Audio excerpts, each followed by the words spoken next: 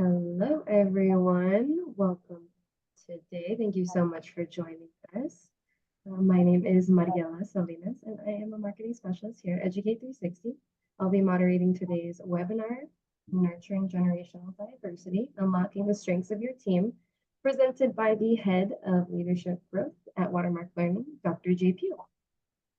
We are in Zoom for today's session, and we will be sharing a copy of this recording with you in an email after the webinar. We do encourage participation throughout the webinar, so please use the chat or that Q&A option for our short Q&A after the presentation. Educate 360 is so excited to present this webinar today, so without further ado, I'll hand it over to you, Dr. J. Hey, thank you so much, Mariella. And I want to welcome everybody to this webinar on nurturing generational diversity. We're really trying to unlock the strengths of having a multi-diverse team. And how do we make that happen today? And so just a little bit, I want to welcome you all. For those who may not know me, I am our head of leadership and development with Educate 360, preferably our Watermark Learning brand. And I've been in this space for about 17 years. I've been in the leadership space for almost a decade now. And so love this topic, love being able to speak on this. And just from a personal sense, I am a hashtag girl dad. So I am a dad first. I have 4 daughters. And so there's a lot of diversity there as well. So I'm happy to share this. But I want to dive right into the content. I want to dive right into the topic. And I have a question that I want us to think about. And forgive me, but I wanted to ask real quick, what do you think of when you hear the terms millennial and Gen Z? First words that come to the mind. First words that come to mind. Feel free to use that chat.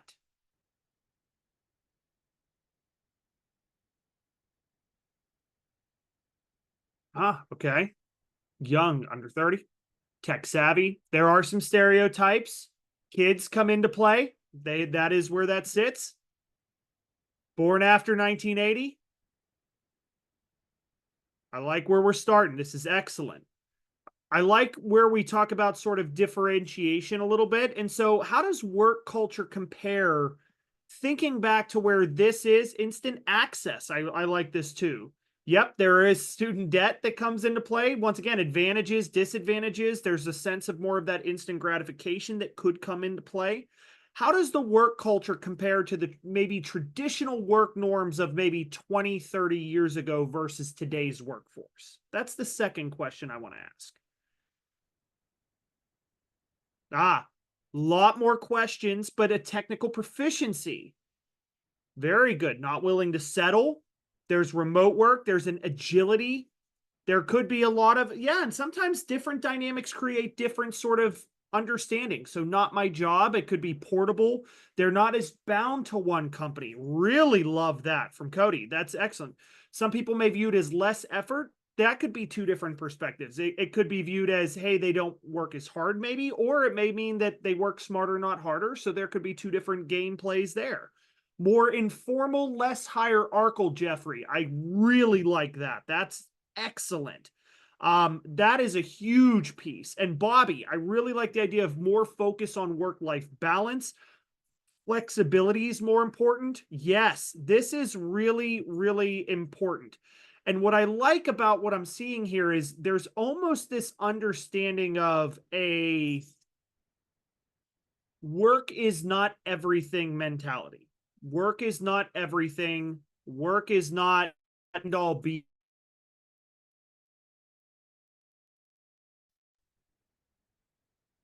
Sorry about that, folks. Not sure what happened there, but let me just quick screen share. We'll go back to it. So I love the answers that we're getting out of this. We're getting certain answers that are coming into play, like Donald mentioned, like there was things like work-life balance, number 1. There was those sort of pieces, work-life balance. Is there the work harder, not smarter approach coming into play? How does that sort of function and fit into what we're doing here? So I really like where we're going with this, that there is a definite work culture component that has shifted. And I would love to be able to share a little bit of a history lesson to at least kick off. And I know that it's like, no, not a history lesson. This one's going to be a fun history lesson as we go through this. And so I want to share a few tidbits as we go in. We're going to play the game. When was it released? When was it released? All right, here we go. And first answers coming in win. So, when was it released? The first answer is Google. When was Google released? Seeing right around the turn of the century. Many people saying right around the 1998. I love that. That is the first one of when it was released. It just had its 25th anniversary last year. And I bring this up because now I want us to think of what the world looked like as a workforce prior to 1998. Now, in 1998, many baby boomers and Gen X were already in the workforce by this time. So I say this because when this was occurring, the expectation was there was not an access of information. There was not an access to a larger world around us. Workforce was more localized, if not statewide, but there wasn't a lot of this larger world at our fingertips. And so think about this. If we weren't happy with the job, and this is where I love the comment earlier of it's less hierarchical than it was before. There's a reason for that. If we weren't happy, yeah, libraries, snail mail, the world was a little bit slower, but it was very hierarchical in approach. And so when this happened, what's really interesting is that if we weren't happy with the job that we had, what was the likelihood we were going to find a new job like that? That we were going to find a new job immediately elsewhere, and the capability of that was immediate. It was slim and it was none. Because we would have to go, right, not unless you, Faith, I love this, not unless you knew someone, or unless you went to the newspaper classified section. Everybody remember the classified section? You had to dig out that newspaper. You had to look for jobs, circle, highlight. Then you had, yeah, I was in the Sunday section. And then you had to deliver a hand-delivered resume to places. So the amount of work and digging that had to go into looking for something new was not as feasible. The problem with that is companies knew this. And because of this, that gave them the leverage to be more hierarchical in approach. There's still a black hole to it, but it's much more about the sifting through the amount rather than the lack of availability through what's available. And so companies knew this as an advantage. And because of this, they could be more hierarchical. They could be a little bit more carrot or stick. There could be those things. The other thing that shifted over the last 20 to 30 years is that pensions aren't as available, right? Those don't quite exist as more frequently as they used to, you know, and so there's not as much of a desire from a loyalty perspective to have people stay and play. The market just hasn't bared for it. Now, we're going to accelerate this more, and we're going to bring in things like the next game I'm going to play with you is Link. Anybody remember Microsoft Link? Also Skype? There's two acceptable answers here that I will take on. When were those released? I'll accept Skype or Link. When was it released? Getting close in answers, very close in answers. Skype was 07, and Link came professionally full release after beta 2010. The reason why this matters is because now the workforce was starting to shift more to a remote sort of dynamic to where, hey, we might not have to be located in one space all at once to do the work we have. Now you have the post-COVID era with acceleration, and now the demand has pushed much more towards the younger workforce. Now it's starting to shift back. Companies are starting to shift back to a little bit more of that power hierarchical structure. But right now, for the past sort of 10 years or so, the game has shifted much more to the employee to where they go, if I'm not happy, I can go elsewhere. And there's a lot more options to look out for now. So that's why that work culture has truly changed. And so how many of you like that as a little bit of a quick history lesson, sort of the 5-minute history lesson on the way that that happens? And it is Jeffrey. Jeffrey brings up a good point that he says, Younger people have nothing to lose by refusing to play that game. They don't have to. And because of this, that we have to not necessarily cater to the new workforce, but we have to understand what it is that makes people tick. Because there are things that keep younger people in our workforce for longer. There are things. And we have to look at what multiple lenses look like in our workforce and what they cherish. So, as we do so, let's dive in. The first piece of this, the traditionalist generation has moved out of the workforce. Until about probably, I'll be honest with you, until about probably 8 or 9 years ago, we still had traditional silent generation in our workforce. That has now surpassed. And so now baby boomers, what we're starting to see is a true changing of the guard. We're seeing a changing of the guard to where baby boomers, especially the older part of the baby boomers, have now shifted out of the workforce. And now we're starting to get closer to where we're in this Generation Jones, this subgen, to where this 1955 to 1965 are at sort of the top of where the more senior workforce lives. This is now pushing almost 70 years old in the workforce. And so that goes from about 60 to 70.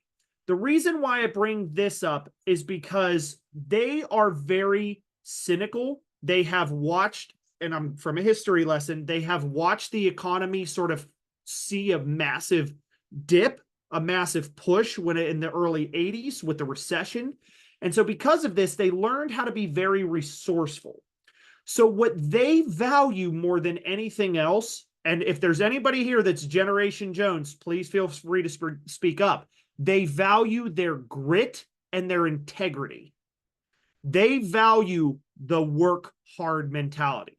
And to earn respect there, you have to show that you've gone through something, as my dad would say, it builds character, right? If you didn't get punched in the mouth in something, it didn't teach you enough character, right? And that is, and how many of you, it's either maybe parents or you yourself see that it has to teach you the grit. It has to teach you the grit. So when we're communicating to that sort of later baby boomer generation, we have to communicate from a level of respect, a level of wanting to learn more in the space of wisdom and integrity. That is a value that that generation focuses on. So I have to stress this as a mindset that if you are in the younger, because I get questions all the time of, well, what happens if I'm a younger part of the generation, but I have people on my team that have 25 or 30 years experience? And a matter of fact, I'm in that boat. I'm the youngest one on my team, and I'm the head of our business. So I have that to where I have experience with Generation Jones, some Gen X. I have some grouping in that. And so because of that, I have to really look at that it's much more about grit, determination, integrity, and respect. Those things really matter much more there. Now, as we move down the ladder, what we're also going to see too is we have Generation X that's come into play. And these people value their independence. They're very cautious in decisions. They're very careful in decisions. They are the latchkey kids. They were the ones that both parents started to work. And when that happened, they were left alone. And, there wasn't anything, they walked home from the bus. They took care of themselves. They're very autonomous. So the Home Alone kids, that's where it is. The Home Alone kids came into play. So the reason why this matters for them is they value things like trust, autonomy. And this is where, once again, there's a few rules of thumb I'm going to see here, Dominic, and this is a key thing. I'm going to teach you all 3 rules to keep in mind in just a few moments. But Generation X is really focused in on autonomy, trust, and almost this idea of we are going to work up the ladder. The ladder matters, as we like to say. So they want to put in their time, work up, and get up. And that way they focus on things like the 401k became really big for them. Moving up in the ladder. This is where college really started to boom with this generation. And so because of this, they value things like autonomy. They value things like trust. And they value things like much more calculated decisions. They're not risk takers. That's not a huge thing. A majority, not all, but a majority, they don't take heavy risks. And this is where this is going to come in. Now, before I get to the Zennial, Millennial, Gen Z generation, I'm going to tell you that there's typically a couple rules I like to share. Rule number one is every generation thinks they are the best. I promise you that. That is rule number one. Every generation thinks they are the best because they all went through something. Rule number two, every generation thinks that the generation after them stinks. This is rule number two. If you don't believe me, the silent generation thought that baby boomers were hippies and woodstockers. The baby boomers thought that Generation X was the play it safe generation, right? The Generation X thought that millennials were participation trophy kids. And millennials think that Gen Z are glued to their technology and they've never looked up to have a real conversation. I'm telling you that there's real stereotypes that come into the generations afterward. So this is two rules of thumb right out the gate that I want us to understand, that we're going to feel a certain way about this. And that's because our societal tendencies teach us this. This takes us to the next generation. And there is a true sub-generation that 32 million out of 73 million of this group is what's known as the Zennial generation. The reason why this is a pocket is because this is a generation that is built on versatility. They value versatility. They value that they're one of the last ones that have the old school mentality, as they say. And I'll give some examples. Anybody remember drinking from the hose outside? You didn't come in to have water, right? You drank from the hose. You stayed out till the street lights came on and nobody knew where you were, but they've also, and actually, Zennials were raised by the baby boomers, believe it or not. So baby boomers raised Zennials, and Gen X raised Gen Z. And so, and that's where the breakdown in generational raising comes in, and this is where this is. Baby boomers and Zennials are risk takers. They are risk takers. They are big on being resourceful, adaptable, versatile. And what happens with millennials, and this is what broke, I don't want to say broke the internet, but really broke corporations, was that whenever the recession hit whenever millennials, Zennials entered the workforce, they had the same sort of strife that hit them right out the gate like baby boomers did. They got smacked with 9/11, a recession, right? The 2008 recession. They got hit with a whole bunch of things. And so all they have learned is, why do I have to do this if I can build my own business in the tech boom era? That's why if you really look at a lot of Fortune 500 billionaires, a lot of them are Zennial because they created their own tech path. So that's where some of the changing of the game has come into play here. So for them, they don't play by the rules, and that frustrates a lot of people. So that's where they come into play. The other piece is the millennial generation, which gets a little bit later, but what they value truly is collaboration. They were taught to work in teams. They were taught to be able to strategize with other people. So they really value relationship. They've not only taken technology to strategize, they've taken that one step further to really be able to say, we can collaborate and make a greater purpose out of this. We can do something stronger here. And millennials were taught that, hey, if we're all winning trophies, let's see how we all win together. So they really look for the win-win more than anything else. And if they feel like they're being manipulated, they go elsewhere. So that's sometimes the case. Is the Zennial, right, Jeffrey? That's a big thing, is he says that he's self-employed because the employer won't have him. Zennials really try to create their own way, whereas millennials look for the collaboration in the relationship. The last piece of this is now heading into this iGen. This is Gen Z generation, and they are now in the workforce. I will tell you that right now. The oldest ones are about 27 years old. And so when we're at this point, Gen Z has entered the workforce, and they have grown up with a vocality for change. They are advocates. They are people that, just like the Gen X's that raised them, believe in independency of voice. They believe in trust.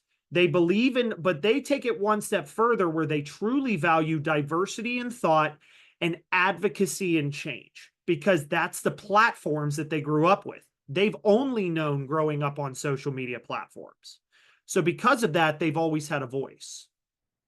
So because of that, if we don't give them a voice, they feel like they're going to go find somewhere else that will. So we all value different lenses. Some value grit and determination, integrity. Others value vocality and having a voice. And when you have those as a mix, you're either, if you're not aware of it, it's going to create a massive clash. It's going to create that clash. And that's why people are having a clash right now in approach. Because when the older the generations get, they look down the line and they go, earn your stripes to get there. You haven't earned your stripes. And the younger generation goes, I've already looked into this. I've already looked at this, and you're not listening to me. I have a voice here. And that's where the challenge comes in. I want to pause for a moment. Does that make sense to everybody? Questions, comments, concerns, just for a moment on this. We're going to dive into more, but I want to make sure that there's an understanding here. This is something that really gets overlooked in the way that we work together.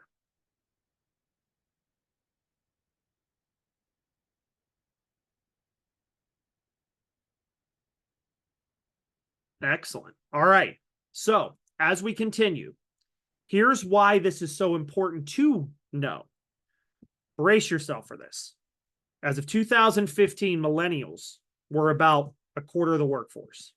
As of 5 years ago, a third of them are. And in the next 5 years, because millennials are taken over as the largest generation in the workforce, and Gen Z is replacing Boomer in the next 5 years, 3 out of every 4 workers going to be millennial or Gen Z by 2030. I say this because, brace yourself for this. If you are a millennial, anybody want to take a guess on how old the oldest millennial is right now?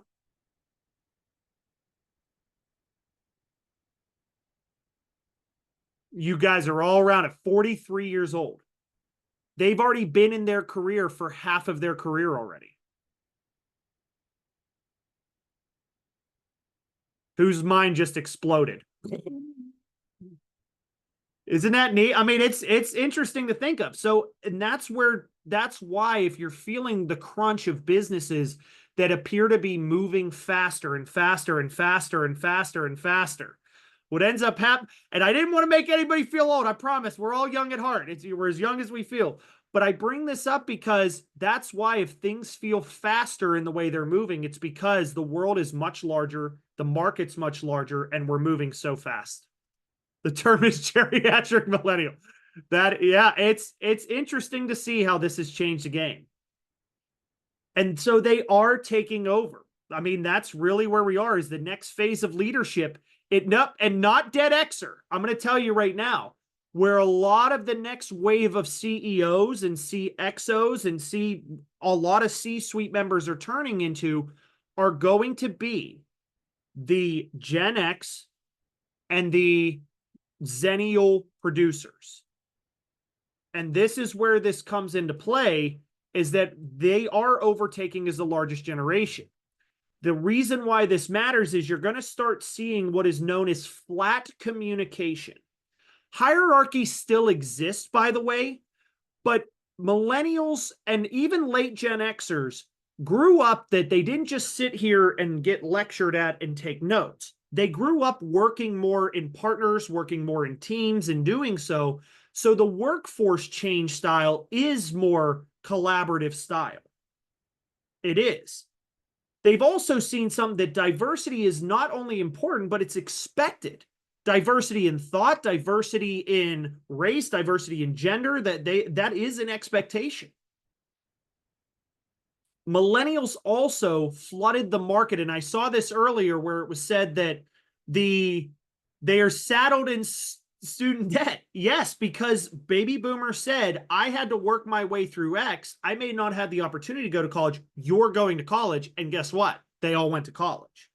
So because of this, they really focused on being very tech savvy and they focused on being very college educated. Both Gen X and millennial, that was a key push. Millennials do have a little bit more of a sheltered protection. So they do consider kindness and empathy as a huge skill in leadership.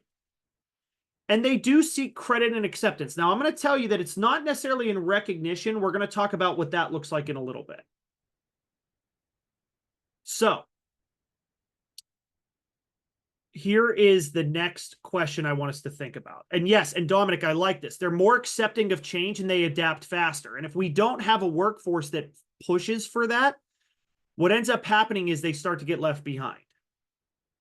Because great workers in any generation go to the places where they feel more accepted. That is just. And Joy, that's where we're going to talk about. We're going to, Joy, such a great question here. Joy asks and says, is it credit and acceptance or is it seeking valued?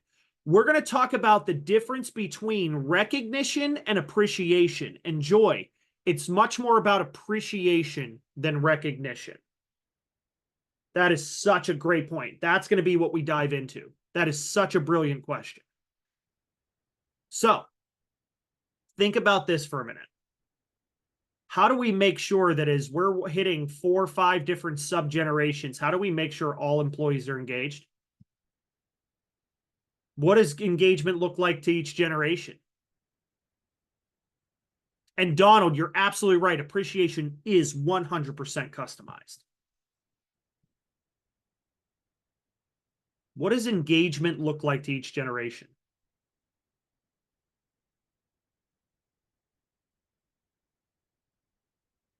I love that term, Michael, is the seat at the table, right? Engagement feels like they can be able to provide input. I would wholeheartedly agree with that.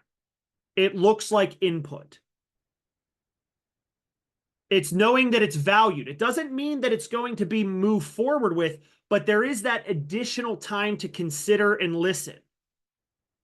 Commitment, valued, feedback. It looks like, I love what Angelica said. It looks like active listening and conversations. And they want a voice and they want to feel understood. And it varies, right? It varies. Here's what the big thing that we're going to find here. The more senior the generation, the more that recognition is important. The higher it goes, the more recognition is important. The more that it goes further and further down the line, the more that it shifts towards appreciation. It's more about character. It's more about qualities. And the reason why, once again, from the workforce, this was based on carrot or stick, right? Carrot or stick was the motivation for a long time. Well, now carrot or stick doesn't quite work in today's workforce. It doesn't go as much. And that's exactly it. Jeffrey brings up a good point and says they also want to be seen for who they are, not how others perceive them to be. They are really driven based on behavior and personality and character. That's really important for them. They don't want to have, and I will tell you, identity is a real key piece here. The more senior the generation, the more that they could separate really what their personality might have been at work and what their personality was at home. They had that separation. The younger the generation, the more that they want their authentic self to be in both environments. They don't want to have a different identity in either environment. That's why authenticity is a real key part of engagement. The challenges to employee engagement is that there seems to be a less emphasis on poor relationships. What we're focusing on is much more of task management. And part of this is because of the post-COVID sort of remote workforce where we all went into what's called GSD mode. Does anybody know what GSD mode is? For sake of it, we'll go PG-13 on this, or PG rather, but it is get stuff done. COVID accelerated us into get stuff done mode. And what happened there is we lost the relationship that really a lot of generations value. And so what happens is that if they're only doing things for task, they don't feel as connected. What ends up happening is health starts to go, decreased levels of engagement, and that's where people start looking and going elsewhere. That's where turnover comes in. Now, I bring this up for a very key reason. In today's market, turnover is the most, now that buildings have sort of shifted and downsized and readjusted and recalibrated, the number one expense in a business is your employee. And to replace an employee, it's 50 to 60% of their salary. To re-onboard, to rehire, to go through the interview process, that's hours lost and time and money spent. So your number one asset and your number one expense is your employee. So we have to get back to what they value, which is relationship, listening, empathy, conversation, spending the extra time connecting. Those all make key differences. The other thing that I have to stress with the Gen Z mindset here is the platform generation. Because of this, this is the most racially diverse generation. Gen Z is also known as the activist generation. From the Pew Research Center, what we have found is that, not my Pew, sorry, different spelling, but what we have found is that there is much more emphasis. There's much more emphasis with saying government they should be focusing more to solve problems, and they should be focusing on global problems. So if they see an organization that's actively pursuing a larger scale change, that isn't just in it for their own dollar, but is in it to create better change for society, that there's a mission and a vision to get behind, they want to change the norms. They want to change the norms. Once again, this is because they grew up with a platform to have a voice. So they want to work for an organization that is vocal for change. So we have to listen. We have to value. We have to ask for their feedback. I think that's one of the key differences is two of the greatest questions I love to ask a generation, multiple generations really is, number one, I don't ask, what are you doing to start? Anytime I'm doing coaching, one-on-ones, anything like that, my question is not what are you doing? It is, how are you doing? That is one of my favorite questions to ask is, how are you doing? And I'm going to pull a vanilla ice and I'm going to stop. I'm going to collaborate and I'm going to listen.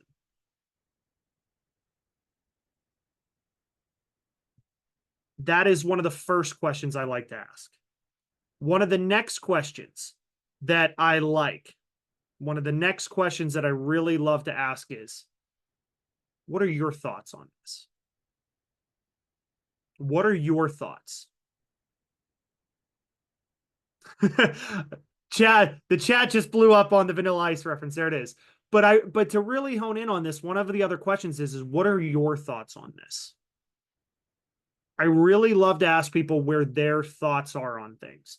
It's one of the most powerful questions it can ask. And David Little uses this as a strategy to reduce conflict, or to at least, like, I don't even want to say eradicate it, but to prevent it even. So he talks about this strategy of asking engagement questions. These draw on positive psychology and emotional intelligence. And it really is. And the thing is, Davielle, it brings up a really good point. She says, engagement's everything, regardless of the level or contractor. And we have a course that's dedicated around this called Mastering Meaningful Engagement. And it really is about tapping into the individual. What I like to use is what I like to use more in this case is I empower the group. I connect to every individual. So the larger the meeting, the more that I focus on empowerment and movement. The more that I focus on the one-on-one dynamic, the more that it is about connection, dialogue, and relationship. That is a huge strategy and engagement that I bring into play. And Michael, this is a key thing. I bring this is a tough point, but it's a great point. Is seems sometimes that Gen Z can bring forward problems, but they don't offer the solution. That can stir in further problems. How do we work around that, right? Well, if I may, I'm actually going to draw something out for you all that I think might make a little bit of an impact. One thing that I like to use is what is called the breadth versus depth model. And what that means is I want you to put yourself that this is, hey, I've been in I've been in this particular job or industry or whatever that is, and I'm going to stay from like 1 month to, let's say, 40 years. And so wherever you are on this idea, what happens is this. If you're somebody that is younger, newer to the field, what happens is that you have a lot of knowledge, but it's sparse in depth. It's sparse in depth. And the answer to that, Joy, is it could be both, right? It could be both in this case. So as we go through this, what happens is they have a lot of ideas, but the problem is there's not a lot of depth. And so what we do have to consider is, are the people that are more experienced taking the moment to ask them what their solutions are? Are we actually trusting them to fail? I am a huge advocate for succeed or learn mentality, especially if they have been in the workforce for 1 to 5 years in our space. I want them to succeed or fail. I want them to fail and learn. I want them to, and I don't want them to think it's going to be punitive for it. It's not punitive, because if we do that, then we're not increasing their depth in knowledge. Now, at the same time, I do think we should be teaching the younger generation to look down and to be able to ask the people with more experience on industry depth and knowledge. We should be saying, hey, I would reach out to so-and-so, and they have 25 years in this. They really know what they're doing in this space. And this is where, Dominic, you said the key word here is mentorship. Mentorship matters. This is the other side of the coin. So we have to ask for, and so to Michael and to Joy's point, the biggest thing that I like to mention is, if they're bringing forward problems, we should be asking them what they would do in this case. What would you do here? And we put the accountability on them to try to look and to do this. And that's where I treat this as failure is out of the equation. It is just succeed or learn. If you miss something, my next question to you right away is, what did you learn? What did you learn? I've had people that taught classes, new classes that they're unfamiliar with, and it was okay. It wasn't great. And the first question is, put the scores aside. Put the evaluations aside. What did you learn? If you were to do anything different next time, what would it be? It is a Socratic method. And that's the huge piece here. So if you have more experience, empower by asking them what they would do, and then let them try and fail. It's okay. And then ask them what they learned. And if the other side of the coin is, what we should be encouraging them to do is, if they have less experience in the game, go to somebody that's more of a mentor. I serve as a mentor for many people in our organization. And I value that mentorship because they don't quite have the experience in other places. And what better way to be the person that helps them breed the next coaching tree? So ask them questions. These questions look like, what would you do if you were in charge? How would you approach this if I got hit by a bus tomorrow? What if I was out for the next 2 weeks and you had to take this over? Does it look like?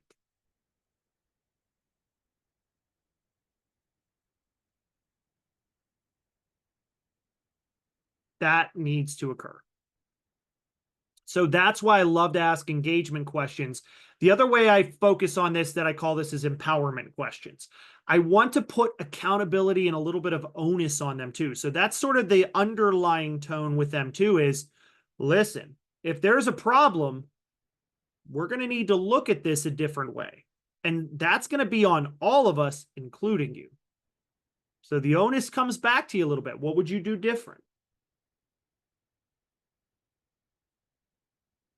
The last piece of this that I want to share with you all before we dive into some final questions is I want us to talk a little bit about what it is that people value. I mentioned this earlier, that generations beforehand they value recognition for jobs well done. That's the carrot, the stick. That's been what's been trained in the brain for a long time. Whereas the younger the generation starts to go, the more that it is about appreciation. And the difference between the two is this: you recognize tasks, you appreciate qualities. So what that looks like in communication is, I might go to, say, for instance, Michael, and I might say, Michael, heck of a job, man. You drove this results, man. You grew this by 30%. It's excellent work. Excellent work. Or I might go to Joy and I might say, Joy, I just really love that no matter what happens on these projects, regardless of results, you always seem to just bring out the best in people. You always seem to just genuinely listen to them and bring out the best of them. And I just want you to know that it's something I genuinely appreciate. Some value the recognition, some value the appreciation. And I agree. And Jeffrey, tchotchkes can help too. Yes, they can. Spot awards, that recognition can help in those. I always say that you have to really get to know what it is that they value as individuals. You have to really understand what it is that means something to them. So what this looks like, and here's some, this is from Gary Chapman and Paul White. Gary Chapman actually wrote the book, The 5 Love Languages. Well, he also, and Paul White wrote The Languages of Appreciation.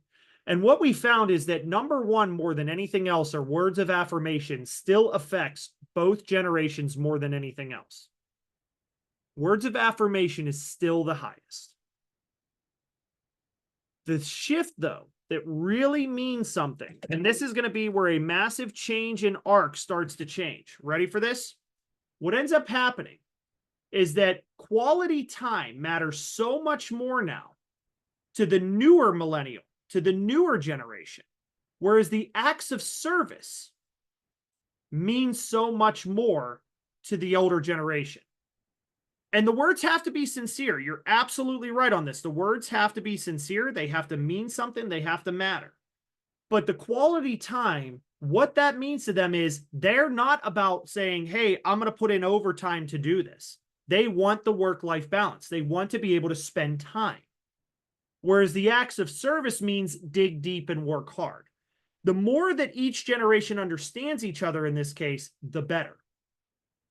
Now, gifts are the lowest, but the number one reason why that is, they're not personalized. Funny, quick story. I have somebody that I had a boss, and they they rewarded me with a job well done. This was years and years and years ago, and I got a gift card to Starbucks. I don't drink coffee, and I don't drink tea. All this, I would say it's all natural. I have one of these a day in the afternoon, and that's about it. And that's the thing, is that because Dominic, once again, this is such a great point, right? And that's the thing, Ali, is we have to know this is why connecting to the individuals is so important. So please remember this mentality. Empower and engage the group, connect to every individual. And that is something that I will tell you I have written. And I mean, I'm not the author in the space of it, but I'm one of them. That's something that I wholeheartedly believe in, is the importance of empowering the group and connecting to every individual. And so how I connect is I find their VIPs.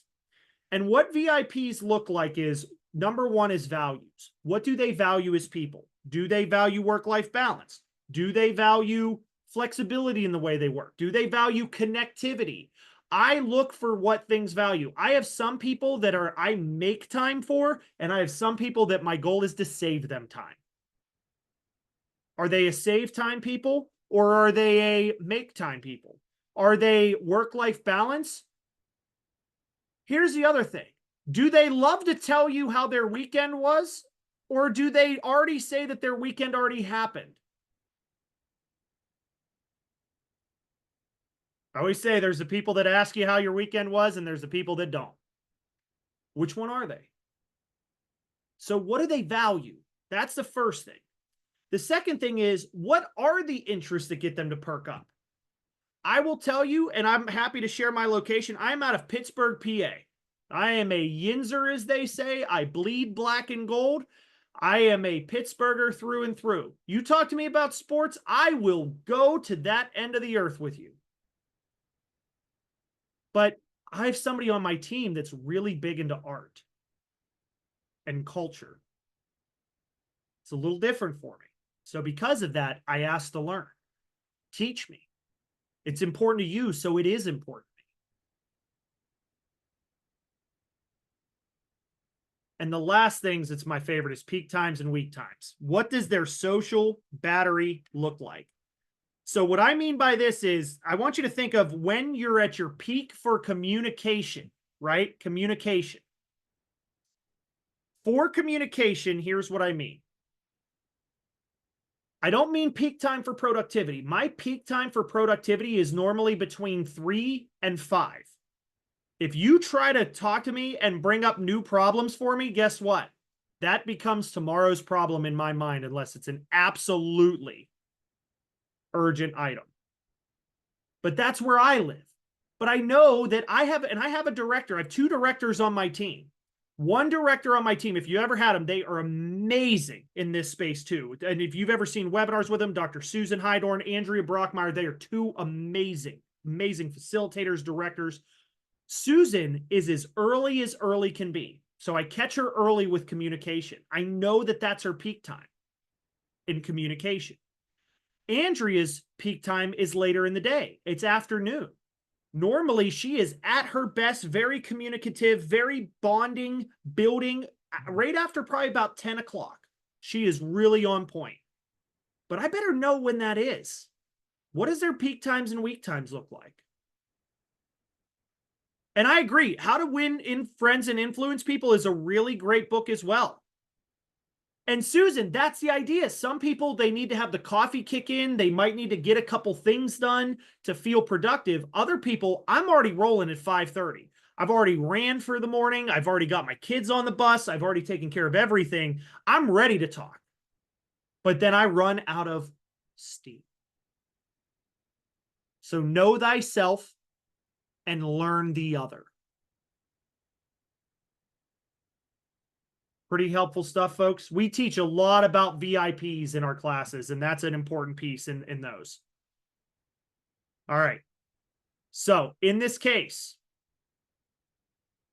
and I agree, Joy, is that I think it's good to find out both, but I can agree with you that knowing their weak times, it's good because you're not only going to, it's not only a buy-in thing, but it's really about connectivity. So with that said, I'm going to leave a little room for Q&A. If there's questions, I want to make sure I help on this. I want to make sure I'm as helpful as possible. Thank you. I will definitely give our audience a little bit of time to see if there are any last-minute questions or thoughts in the chat. But if anyone needs any more info on this topic, please do not be afraid to visit us at watermelon.com. And if you missed out on any part of this session, again, we will be sharing that in an email after the webinar. And I think we do have a question, if I'm not mistaken. I want to take a moment for that.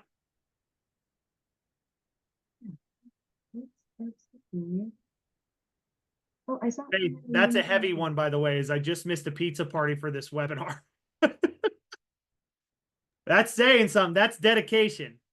This recording, Mariella, maybe you can answer about the recording, and if you maybe can speak up just for a moment, it's coming in a little soft. Of course. Oh my goodness. So sorry about that. Yeah, we will be definitely sending out a copy of the recording in an email after the webinar. So sorry for the audio issues. So yeah, be on the lookout for that if you weren't able to attend the full session. And I think we should be all good. Right? Excellent. I think we should be all good. And yeah, so many great and just a lot of awesome feedback. There's so many great tidbits of info I saw throughout. So again, thank you so much for everything, Dr. Freeman. Ron, good question. Which part of the training? If this is for PMI credits, this is part of the. Oh boy, give me a sec. I'm trying to think. They have the new titles. I want to say it's not ways of working. It's power skills. Power skills, I believe, is what it is. Power skills. Excellent. Awesome. Well, thank you so Excellent. much I'm again, so Sarah. glad you all enjoyed this. Thank you so much for your time, everybody. Just really appreciate you spending some time with me. If you are interested in any of the courses, I know, Marielle, I believe there's a 1-question survey that goes out, if I'm not mistaken. You are correct. Absolutely. Yeah, we asked if you are still interested in this topic, and if you want to learn any more, anything else, we'll definitely follow up with you for sure. Wonderful. Awesome. Well, again, thank you all so much for joining us today. We'll see you all very soon, and we hope you have a fantastic rest of your week. Bye bye now.